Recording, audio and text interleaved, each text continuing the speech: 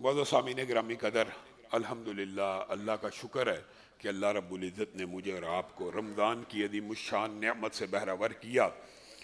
انشاءاللہ رمضان میں بہت سے مضامین ہم نے شروع کیے تھے جو مکمل نہیں تھے، ہو سکے آج ان میں سے چیدہ چند باتیں آپ کے سامنے رکھیں گے، اور انشاءاللہ آئندہ آنے والے خطبے سے جو سیرت کا موضوع جہاں سے رمضان سے پہلے منقطع ہوا تھا وہیں سے انشاءاللہ شروع کریں گے۔ رمضان کے آخری دن میں 2 سوالات بھی آئے تھے، ان کے اوپر بھی کمنٹ کرنا ضروری ہے۔ ایک گیموں کے حوالے سے تھا کہ وہ کون سی علامہ صاحب گیمیں ہیں جو شریعت میں حلال ہیں اور وہ کون سی گیمیں ہیں جو شریعت میں حرام ہیں۔ تو معزز سامعین گرامی قدر، یہ عورتیں ہوں، بچے ہوں، آپ مرد ہوں، ماں باپ ہوں، ایک کلیہ ہے گیموں کے حوالے سے شریعت اسلام میں۔ اس کلیے کو آپ نے مد نظر رکھنا ہے اور ہمیشہ کے لیے اپنے بچوں کو حلال گیمز کی طرف متوجہ کرنا۔ وہ کلیہ کیا ہے؟ ایک تو قرآن پاک کی آیت ہے انما الخمر والی، کہ جو پانسے ہیں، جو پانسا پھینکنا ہے، اس کے اندر اگرچہ مفسرین نے جوئے کا ذکر اور قمار بازی کا ذکر کیا ہے، لیکن پانسا پھینکنا مجرد قرآن پاک میں ذکر ہے، مجرد پانسا پھینکنا۔ اور اس کی تفسیر کے اندر علماء کا اس بارے میں اتفاق ہے، ہر وہ گیم جو دانے کے اوپر مشتمل ہو۔ پانسا پھینکنے کا مطلب یہ ہوتا ہے دانہ 4 روحی ہو، 6 روحی ہو، 8 روحی ہو، 12 روحی دانہ ہو، دانہ پھینک کے اس کے اوپر کوئی نمبر آ جائے، 1 آئے، 2 آئے، 6 آئے، 5 آئے۔ یہ جوئے کے بغیر بھی اگر کھیلا جائے گا تو یہ اسلام میں جائز نہیں ہے اور صراحتاً حرام ہے۔ اس کی دلیل ایک تو قرآن کی یہ آیت، پھر اس کی تشریح کے اندر صحیح مسلم کی بالکل صحیح سند سے، صحیح مسلم آپ کو پتہ ہے اس میں ضعیف حدیث تو ہوتی نہیں، اس کے اندر یہ حدیث موجود ہے کہ جو شخص نرد شیر کھیلے گا وہ ایسے ہے جیسے اس نے خنزیر کے لہو کے اندر اپنا ہاتھ ڈال لیا۔ اور نرد شیر ایران کے اندر رسول اللہ صلی اللہ علیہ وسلم کے دور میں کھیلے جانے والی پانسے والی گیم تھی جس کے اوپر 6 نمبر تھے اور اس نمبروں کے حساب سے گوٹی کو چلا جاتا تھا۔ اس کی جدید ترین شکل آج کل لوڈو ہے۔ ہاں، لوڈو کو نرد، یہ جو بعض لوگ کہتے ہیں یہ دیکھیں جی مولوی لوڈو کو بھی حرام کہہ رہے ہیں، وہ حدیث میں نرد شیر کا ذکر ہے۔ جو نرد شیر ہے، آپ ابھی جا کے سرچ کرنا، آج جا کے انٹرنیٹ کے اوپر، اس کی شکل لوڈو سے کچھ مختلف ہے لیکن کنسیپٹ سارے کا سارا وہی ہے، ڈبے بھی وہی ہیں، دانے کے اوپر جو نمبر آ رہے ہیں اسی طرح گوٹی نے چلنا بھی ہے، اسی طرح شکست ہے، اسی طرح فتح ہے۔ تو اس کے اندر جو حرام کی علت ہے وہ بنیادی طور پہ یہ پانسا ہے۔ اچھا، یہ پانسا شریعت میں پانسے والی گیموں کو حرام کیوں قرار دیا گیا؟ یہ بات سوچ میں آتی ہے، یار ایک بچہ ہے یا ہم فیملی کے اندر بیٹھے ہوئے ہیں اور ہم کوئی جوا تو نہیں کھیل رہے، ہم اس کے اوپر کوئی، تو یاد رکھیے گا یہ اگرچہ جوا نہ بھی کھیلا جائے تو اس کے اندر ایک کنسپٹ انسان کے دماغ میں بلڈ کرتی ہیں یہ گیمیں کہ میری لک بڑی اچھی ہے، مجھے 6 نمبر پڑ رہا ہے، مجھے 4 نمبر پڑ رہا ہے۔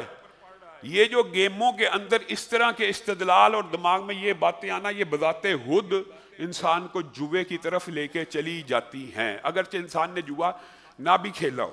یہاں پہ ایک سوال پیدا ہوتا ہے لیکن وہ آخر میں آپ کے سامنے اس کو کلیئر کریں گے۔ گویا وہ پانسے کی جتنی گیمز ہیں جو انسانی جسم کی نشو و نما کے اندر کوئی کردار نہیں ادا کر رہی، وہ ساری گیمز جو بندہ بیٹھا ہوا ہے اور بیٹھ کے بورڈ گیم کے اوپر پانسے کی ہر گیم، چاہے اس کا نام لوڈو رکھا جائے، چاہے اس کا نام نرد شیر رکھا جائے، چاہے اس کا نام کوئی بھی گوٹی والی گیم ہو، وہ ساری کی ساری اسلام میں پانسے کی بنیاد کے اوپر کھیلے جانے والی حرام ہے۔ نمبر 1 بات یہ۔ نمبر دوسری بات، بورڈز گیم کے اندر ایک گیم ایسی ہے کہ جس کا تعلق لک سے زیادہ ذہانت کے اوپر ہے اور وہ گیم ہے شطرنج۔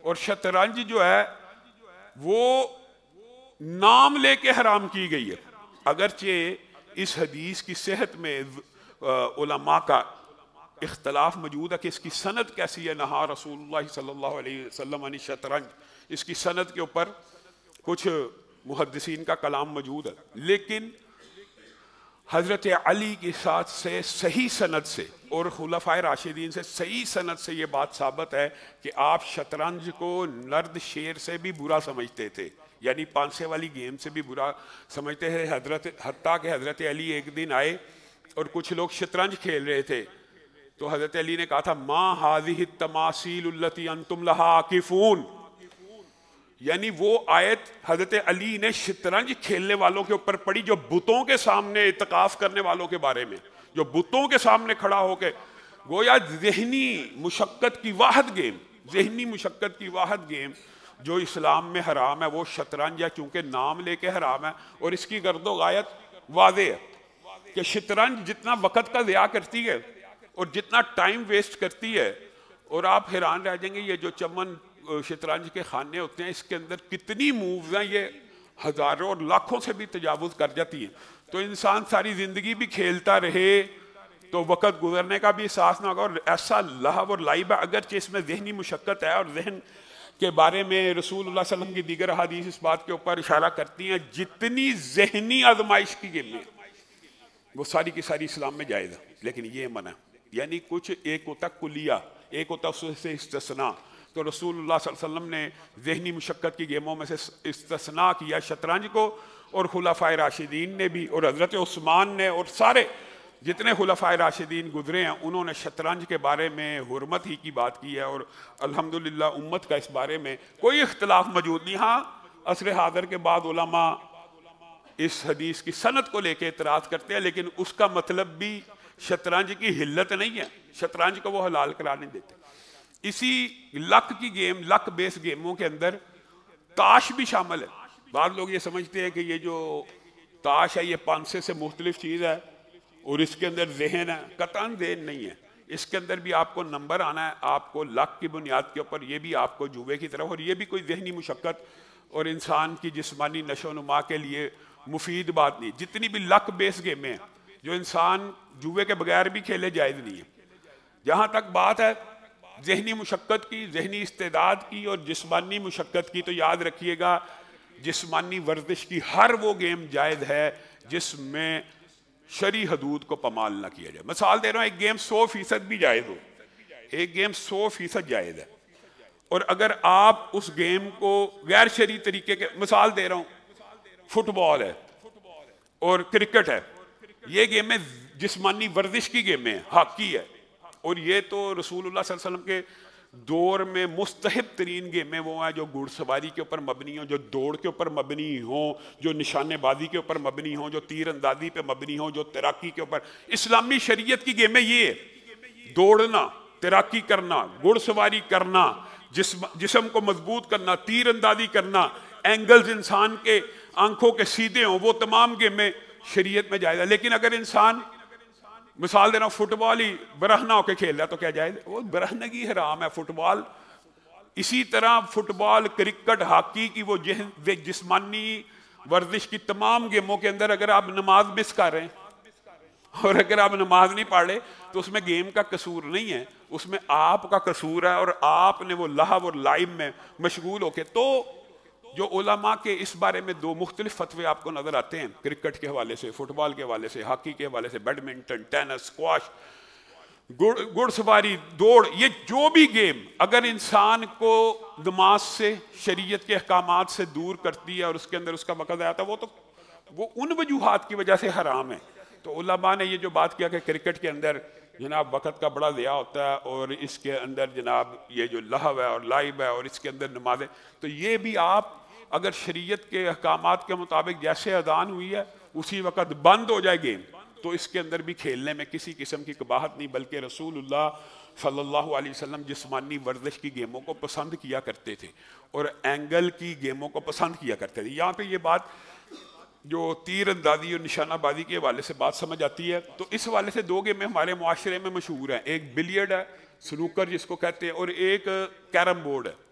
تو بنیادی طور پہ اصلاً یہ دونوں گیمیں بھی جائز ہیں، لیکن اگر آپ ان کے اوپر بھی جوا، اور یہ بھی ایک ایسے ماحول میں کھیلی جا رہی ہیں جہاں پہ سگریٹ، چرس اور شراب نوشی، یہ چیزیں کسی حلال کو بھی حرام کر دیتی ہیں. مطلب کہ ایک انسان 100% حلال کام کر رہا ہے اور مجلس شراب کی ہے اور مجلس سگریٹ نوشی کی ہے اور مجلس میں چرس پی جا رہی ہے، تو وہ تو حلال کام بھی وہ ایسی مجلس میں جائز نہیں ہے.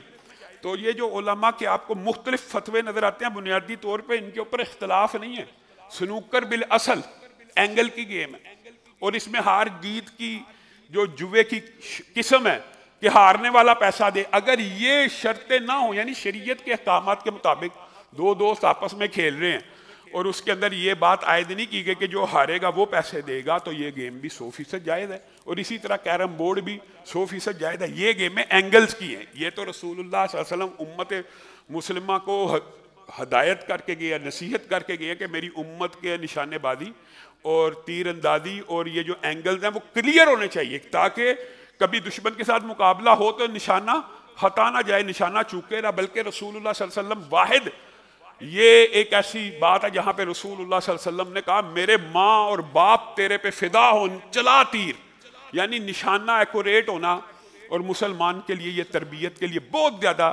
یہ گیمیں تیراکی ہو گیا، پہلوانی ہو گئی، کشتی ہو گئی، یہ ساری کی ساری گیمیں اسلام میں 100% جائز ہیں، درست اینگلز کی گیمیں. ہاں وہی بات، اگر ماحول ایسا ہے کہ پہلے میں نے اس بارے میں ایک دفعہ کلپ ریکارڈ کرایا تھا سنوکر کے والے سے، تو لوگ کہنے لگے کہ یہ دیکھیں جی سنوکر تو کلب بھی اتنے برے ہوتے ہیں. بے شک وہ بات درست. اگر ماحول ایسا ہے جہاں پہ شراب ہے، چرس ہے، سگریٹ کا دھواں، تو وہاں تو جانے کی ویسے اجازت نہیں ہے. وہاں پہ تو سنوکر کا مسئلہ نہیں ہے. تو سنوکر یا کیرم بورڈ بالاصل جائز ہیں. اسی طرح لوڈو، نرد شیر، شطرنج، یہ جو گیمیں ہیں یہ اصل میں حرام ہے 100%. اور ایک بات جو ذہن میں آتی ہے، بعض لوگوں کے ذہن میں یہ اشکال آ جاتا ہے کہ علامہ صاحب یہ جو پانسا، یہ تو چلو قرآن کی آیت بھی ہے اور حدیث سے بھی ثابت ہو گیا حرام ہے پانسا، اور رسول اللہ صلی اللہ علیہ وسلم نے کہا خنزیر کے خون میں ہاتھ ڈالنے جیسا پانسا پھینک کے نرد شیر کھیلنا. تو قرآن اندازی کیا ہے؟ یاد رکھیے گا قرآن اندازی گیم نہیں ہے. قرآن اندازی شریعت میں جائز ہے. قرآن اندازی شریعت میں مباح امور میں جائز ہے. اس کے دلائل متعدد ہیں. سب سے بڑی دلیل تو یہی ہے جو فجر کی اذان کے بارے میں اور پہلی صف کے بارے میں جو آپ نے حدیث سنی ہے کہ اگر لوگوں کو پتہ چل جائے کہ اذان میں اور پہلی صف میں کتنا اجر ہے تو لوگ آپس میں قرعہ ڈالیں. پہلی صف میں کھڑے ہونے کے لیے آپس میں لڑیں جھگڑیں اور قرعہ ڈالیں کہ میں نے کھڑے ہونا. اس حدیث سے بھی اور رسول اللہ صلی اللہ علیہ وسلم کی اپنی حدیث سے بھی یہ بات ثابت ہے کہ رسول اللہ صلی اللہ علیہ وسلم مباح امور میں جس کو سفر میں بیوی کو لے کے جانا چاہتے تھے تو قرعہ ڈال لیتے تھے. تو قرعہ اندازی اسلام میں جائز ہے. قرعہ اندازی میں وہ جو آپ سمجھتے ہیں کہ یہ جو 100 افراد ہیں یہاں پہ بیٹھے ہوئے ہیں، ہم یہاں پہ قرعہ ڈالیں کہ ایک شخص کو عمرے میں ہم نے بھیجنا ہے تو سب کے نام لکھ کے پرچیاں جمع کریں، اس میں سے ایک پرچی اٹھا لی جائے، یہ 100% جائز ہے. یہ واحد یہ پانسا نہیں ہے. یہ قرعہ اندازی کی ایک قسم ہے، اگرچہ اس کے اندر بھی لک کا عنصر موجود ہے، لیکن چونکہ یہ انسان کو نہ جوے کی طرف مائل کرتی ہے اور یہ مستحب اور مباح اور حلال امور میں انتخاب کے لیے ہوتا ہے. ہاں وہ قرعہ جو حرام امور کے لیے وہ حرام ہے. یہاں پہ جو حلال امور کے لیے قرعہ ڈالا جائے گا وہ چاہے انعامی سکیمیں ہوں کہ بہت زیادہ لوگوں نے اپلائی کیا، چاہے وہ حج کا معاملہ ہو، بہت زیادہ لوگوں نے اپلائی کیا، ایک کا نام نکلے گا، 10 کا نکلے گا، جتنی سیٹیں نکلیں گی. تو یہ بات ذہن میں رکھ لیجئے کہ قرعہ اندازی کی جو قسم ہے وہ پانسے میں نہیں آتی، اور قرعہ اندازی واحد ایسی چیز ہے جو اسلام میں جائز اور درست ہے. دوسرا اہم سوال جو آخری دن میں آیا تھا اور جس کا جواب ہم وقت کی قلت کی وجہ سے نہیں تھے دے سکے، وہ یہ تھا کہ کون سے جانور حلال ہیں اور کون سے جانور حرام ہیں. تو اس بارے میں شریعت بڑے واضح ہے. جانوروں کی کتنی قسمیں ہیں؟ 3 قسمیں ہیں. ایک جو اڑتے ہیں، ایک جو بری ہیں اور ایک بحری. ایک جو سمندر میں رہتے ہیں، ایک جو زمین پہ چلتے ہیں اور ایک جو ہوا میں اڑتے ہیں. جب بھی کسی جانور کے بارے میں آپ کو کوئی اشکال آ جائے تو آپ نے شریعت کی نصوص کا جائزہ لینا ہے کہ اڑنے والوں کے بارے میں رسول اللہ نے کیا کہا، چلنے والوں کے بارے میں رسول اللہ نے کیا کہا، اور سمندر کے بارے میں رسول اللہ نے کیا کہا. ان میں 2 قسمیں ضمنی طور پہ علماء نے ایڈ کی ہیں، اور وہ ہے ایک رینگنے والا جانور اور ایک حشرات الارض. تو کل جو آپ کو قسمیں ملیں گی وہ 5 ہوں گی. بنیادی طور پہ 3 ہیں، اور ان 3 کے بارے میں یہ کلیہ قطعاً مشکل نہیں. اگر آج آپ کو یہ بات سمجھ آ جائے تو ہمیشہ کے لیے آپ کے لیے یہ مسئلہ حل ہو جائے گا. رسول اللہ کی ایک حدیث کے اندر بری جانور اور اڑنے والے جانوروں کا کرسٹل کلیئر رسول اللہ صلی اللہ علیہ وسلم نے معاملہ بتا دیا کہ ذی ناب بری جانوروں میں جو ذی ناب ہوں گے وہ سارے کے سارے حرام ہوں گے من السباع.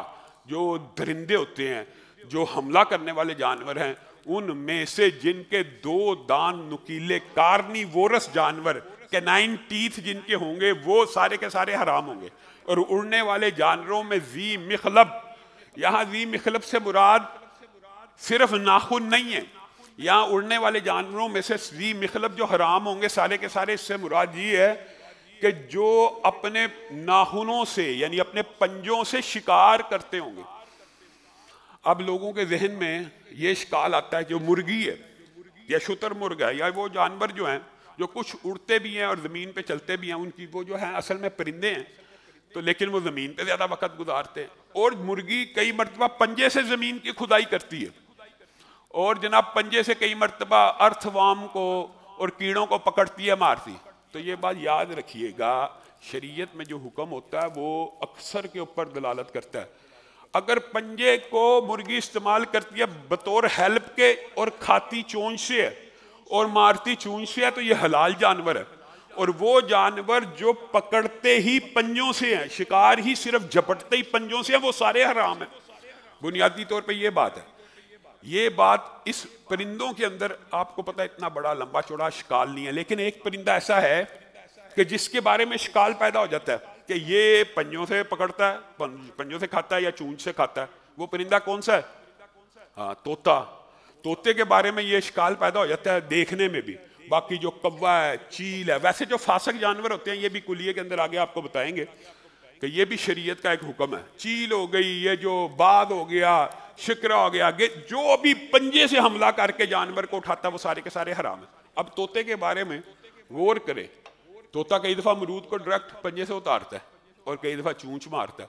تو اگر اس کی نفسیات کے اوپر اور اس کے عادات و واقعات کے اوپر غور کیا جائے تو یہ بات علماء اور محدثین اس نتیجے پہ پہنچے ہیں کہ طوطا بھی حلال جانوروں میں شامل ہے.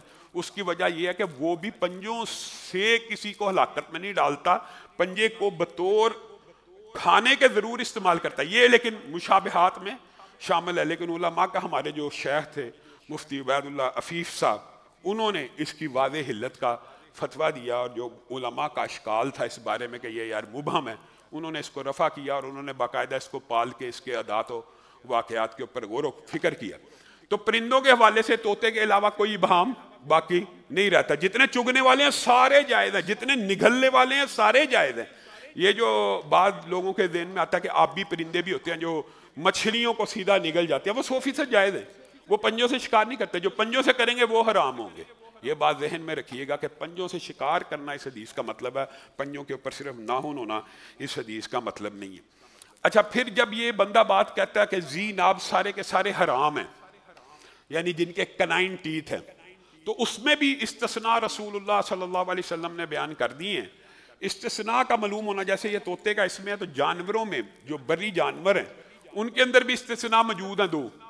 ایک استثناء یہ ہے کہ اس حدیث سے یہ بات پتہ چلتی ہے کہ جن کے سارے دانت سیدھے ہیں وہ سارے جائز ہیں، جن کے یہ کنائن یعنی ذو ناب حرام ہے، اور جو ذو ناب نہیں ہے وہ سارے کے سارے ذی ناب نہیں ہے، جائز ہیں. لیکن ایک ایسا جانور بھی ہے جو ذی ناب نہیں ہے پھر بھی حرام ہے. اور وہ کیوں حرام ہے؟ اس کو رسول اللہ نے نام لے کے حرام کیا. وہ کون سا جانور ہے؟ گدھا. گدھا گھریلو گدھا جو انسان پالتا ہے یہ 100% حرام ہے.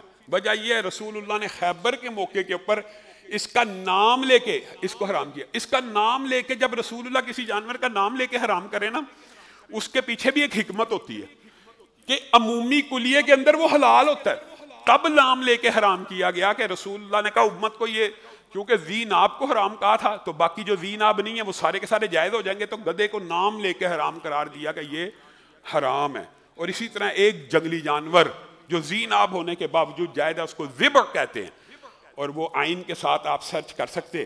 اور یہ ایک خاص قسم کی لگڑ بگڑ کی خاص قسم ہوتی ہے، عرب اس کے بارے میں جانتے. جو چیز رسول اللہ نے جائز قرار دے دی اس کے اوپر میں اور آپ اعتراض اور یہ کہنا یہ کیوں حلال ہے وہ کیوں حلال ہے، یہ ہمارا کام نہیں ہے. یہ اللہ اور اس کے رسول نے جس کو حلال قرار دے دیا، جس کو حرام قرار دے دیا. اب آتے ہیں ضمنی طور پہ جو دو قسمیں. ایک ہے رینگنے والے جانور. رینگنے والے جانور کلی طور پہ حرام ہیں سوائے ایک کے، اس کو کہتے ہیں دب. وہ جو تھا ذبح اور یہ ہے دب، ضاد اور با کے ساتھ. یہ بھی ایک رینگنے والی خاص قسم کی چھپکلی ہوتی ہے جس کو رسول اللہ صلی اللہ علیہ وسلم نے، دیکھیں یہ کلیہ آپ کو سمجھ آ جائے گا. رسول اللہ نے دب کا نام لے کے حلال کیوں قرار دیا؟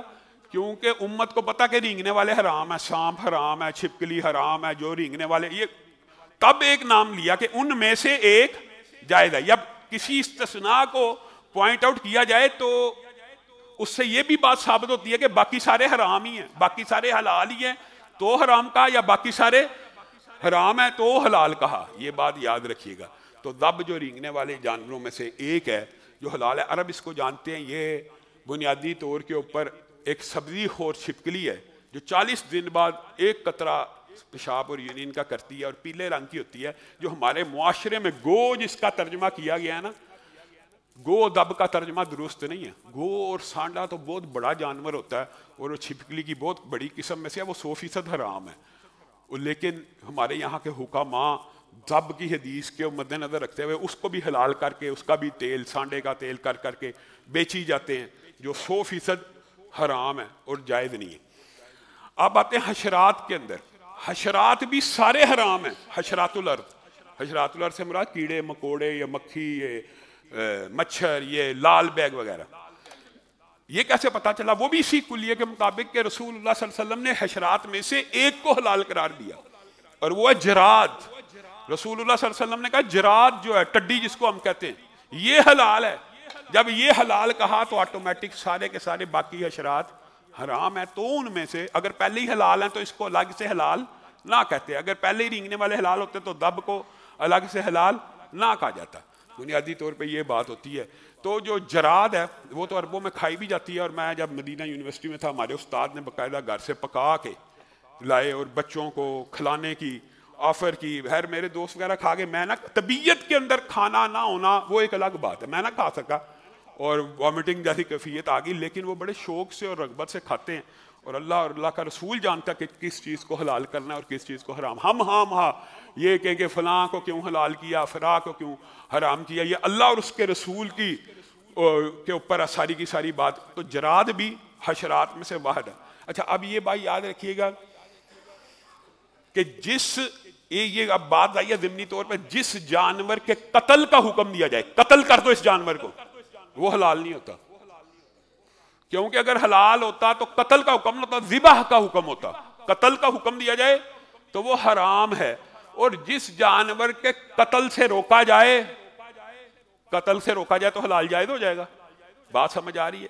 قتل کا حکم ہو تو بھی حرام ہے، اور جس کے قتل سے منع کیا جائے تو بھی حرام ہے. اس کی یہ جو کلیہ اگر سمجھ آ جائے تو جتنے اشتباہ ذہن میں شکوک شبہات ہے سارے کے سارے دور ہے. مینڈک جی، مینڈک کو بری کہیں، بحری کہیں، کیڑا کہیں، جانور کہیں، رسول اللہ نے نام لے کے اس کو مارنے سے منع فرما دیا تو حرام ہو گیا.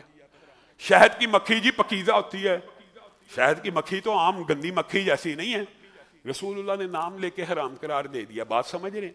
تو جن لوگ رسول اللہ نے قتل سے منع کیا شہد کی مکھی کے، مینڈک کے، جن جانوروں کے قتل سے منع کیا ہے وہ بھی حرام ہے. اور جن کو قتل کا حکم دیا ہے، کوا ہو، چوہا ہو، چھپکلی ہو، چیل ہو، وہ اگرچہ ذی مخلب کی وجہ سے بھی حرام ہے، لیکن ان کے نام کے ساتھ رسول اللہ نے ان کو قتل کا بھی آرڈر کر دیا تو حلت کی تو گنجائش ہی موجود نہیں. تو معاشرے میں ہم ایک عرصے تک یہ جو بحث چلتی رہی، جی کوا ایک فقہ کے نزدیک حلال ہے، یہ باتیں ہیں. یہ کسی مفتی نے اگر اپنی کسی کتاب میں لکھ دی ہے تو اس سے کوئی جانور یا پرندہ حلال نہیں ہو جاتا. جہاں تک رہ گئی تیسری بڑی کیٹیگری جو بحری جانوروں کی ہے، تو اس کے اندر یہ بات یاد رکھیے گا، میرا ذاتی رجحان یہ ہے، علماء کے اس بارے میں دو قول ہیں. ایک ہے صید البحر، سمندر کے جانوروں کا شکار کیا جائے اور وہ حلال ہے. اور دوسری حدیث یہ ہے احلت لنا میتتان، میتتان میں جراد جو ٹڈی آپ کو بتا دی، اور دوسری رسول اللہ صلی اللہ علیہ وسلم نے فرمایا تھا حوت. حوت کہتے ہیں مچھلی کو. اور سمندر کے ہر اس جانور کو رسول اللہ نے کہا میری امت کے اوپر 2 خون اور 2 مردار حلال ہیں. مردار حلال ہو سکتا ہے؟ جی ہاں، 2 مردار نام لے کے حلال کیے، اس کا مطلب ہے باقی سارے ویسے ہی حرام ہیں. تو نام لیا، ایک جراد جس کا ٹڈی جو حشرات میں سے آپ کو بتا دیا، اور دوسری حوت مچھلی مردار حلال ہے. مردار سے مراد یہ آپ مچھلی کو باہر نکالیں گے تو آپ نے اس کو ذبح نہیں کرنا، ذبح نہ بھی کریں گے تو یہ مر جائے گی. تو مر گئی تو مردار ہو گئی. بغیر ذبح جو جانور مر جائے اس کو مردار کہتے ہیں. मछली निकाली बगैर ज़िबा के मर गई, मुर्दार होगी, ये मुर्दार भी उम्मत के ऊपर हलाल रसूलुल्लाह सल्लल्लाहु अलैहि वसल्लम क्यों किया, ऐसे किया, ये अलग बहस है। और ये इतराज़ वो कर सकते हैं जो अल्लाह और उसके रसूल के अहकामात को ना मानते हो। जो जानवर समुंदर से निकाला जाए, पानी से निकाला जाए और वो मर जाए, वो हलाल है, ये बात याद रखिएगा। और जो बच जाए उसके बारे में आप कुलियात पढ़ चुके हैं, जो समुंदर से निकल के बच जाए उसका इतलाक बहरी नहीं बर्री जानवरों में होगा।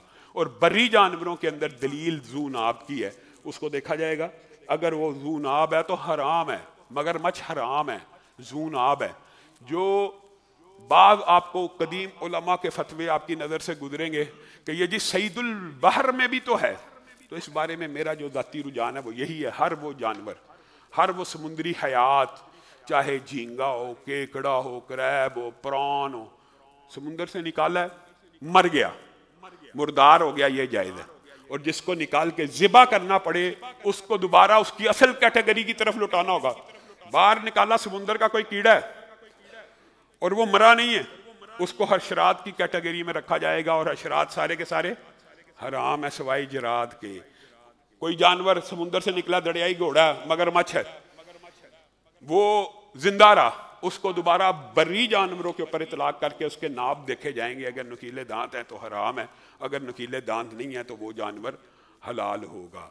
इसके अलावा भी बहुत सी बातें करनी थी दुआ के हवाले से, कुरान पाक के बाद, अज़कार के हवाले से, लेकिन आज रमज़ान के बाद पहला जुम्मा है, तो रमज़ान के बाद जो आपने और मैंने काम करना है, एक तो अल्लाह का शुक्र बजा लाना है कि अल्लाह ताला ने हमारी ज़िंदगी में एक रमज़ान दिया। लाइन शकरतुम लाज़ीदन्नकुम, अगर आप अल्लाह का शुक्र अदा करेंगे तो अल्लाह की कसम आपकी ज़िंदगी में और रमज़ान भी आएंगे, और अल्लाह ताला हमें अगला रमज़ान भी नसीब करे। और अपने आप के अंदर ये आपने अपने आप को खुद तबलीग भी करनी है कि जो रब रमज़ान का रब है वो शव्वाल का नहीं है, ज़िलहज का नहीं है, वो रमज़ान का भी वही रब है और बाकी पूरे साल का भी वही रब है। जिस रब की रमज़ान में इबादत की है और जिसके बारे में ये अकीदा के रमज़ान में सुनता है, वही रब बाकी ये माहों में भी सुनता है। इस्तिकामत और दवाम और मदावमत आमाल के ऊपर अज़हद ज़रूरी है, इस्तिकामत भी बहुत ज़रूरी है। जो बंदा नेक आमाल के ऊपर इस्तिकामत इख्तियार करता है, फिर अल्लाह ताला फरिश्ते नाज़िल करते हैं उसकी सकीनत के लिए, और वो उसको खुशखबरियाँ सुनाते हैं और उसको जन्नत में जाने की बुशारतें। इस्तिकामत होनी चाहिए। और रसूलुल्लाह सल्लल्लाहु अलैहि वसल्लम ने कहा, जो बंदे का अमल थोड़ा हो लेकिन दायमी हो, वो अल्लाह को बड़ा पसंद है। 2 रकत पढ़ता है तहज्जुद की और ज़िंदगी में कभी मिस नहीं की, ये बहुत बेहतर अमल है बजाय इसके के 4 दिन 8 पढ़ी। ये इससे बेहतर है कि 2 पढ़ी और हर रोज़ पढ़ी है। कुरान का 1 सफ़ा पढ़ा तो हर रोज़ पढ़ा है, कुरान का आधा पारा पढ़ा तो हर रोज़ पढ़ा। ये नहीं कि पूरा रमज़ान एक में पूरा कुरान ख़त्म कर दिया, पूरा साल वैसे ही गुजर जाना है, अगला रमज़ान आना है तो हमने कुरान पाक खोलना है। ये जो आमाल है, हमें अल्लाह ताला रमज़ानी मुसलमान की बजाय ईमानी और पूरे साल का मुसलमान बनाए। इन आमाल के ऊपर जो रमज़ान में आपने 4 बड़े आमाल सीखे, सदका करना, कुरान पाक की तिलावत करना, इस्तिग़फ़ार करना और दुआएं करना, इसके ऊपर पूरी ज़िंदगी के लिए अमल करना है, तो आपने रमज़ान का फ़लसफ़ा और गर्दो गायत को पा लिया। अल्लाह रब्बुल इज़्ज़त जो कहा गया, जो सुना गया, उसको समझने की तौफ़ीक़ इनायत फरमाए।